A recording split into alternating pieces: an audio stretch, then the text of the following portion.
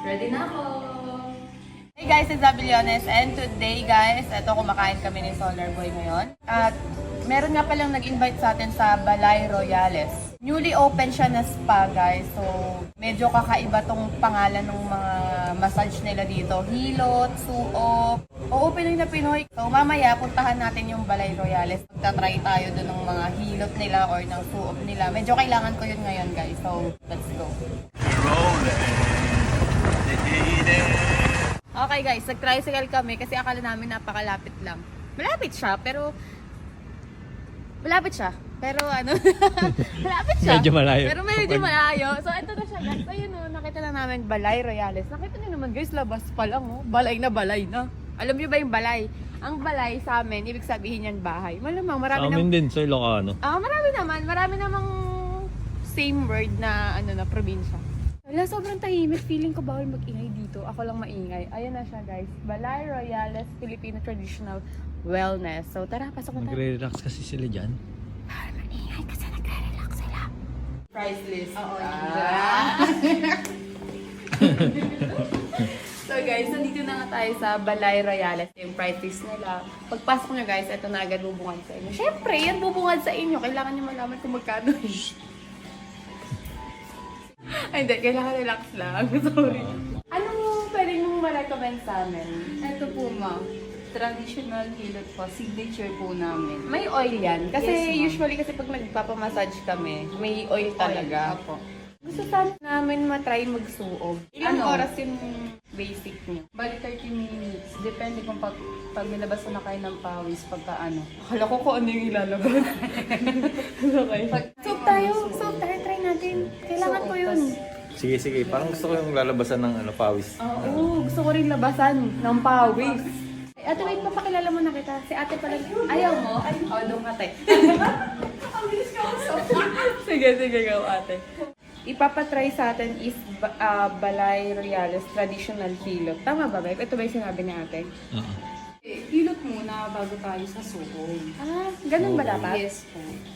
Okay, sige. First time namin gagawin to ni Solar Boy nang may kasamang suo ba? Yung massage, di ba? First time natin. Parang ito pala yung sa Pilipinas na ngayon. Meron na din palang ilang Ilang sa brand. pinaka-brand. Main brand. Okay. Tapos, guys, ang taray niya ate, araw-araw buwan ng wika. Hello? Hello? Shower eh. Aha? Sa paa ba to?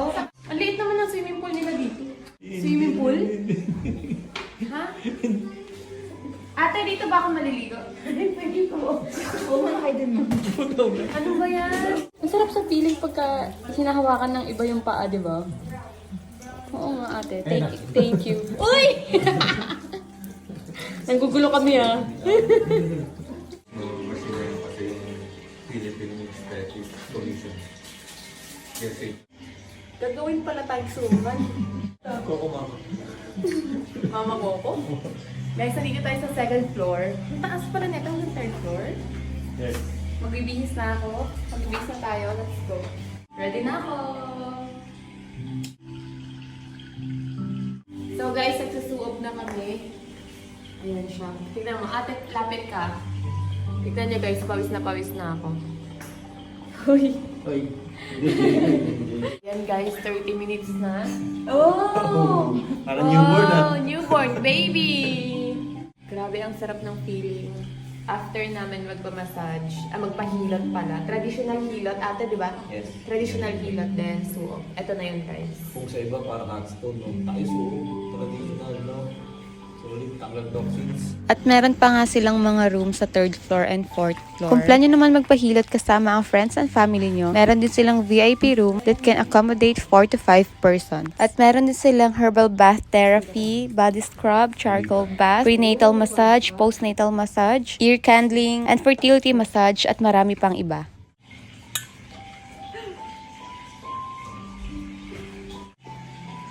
Dito ko gumagawa ng tea. Parang T-cord.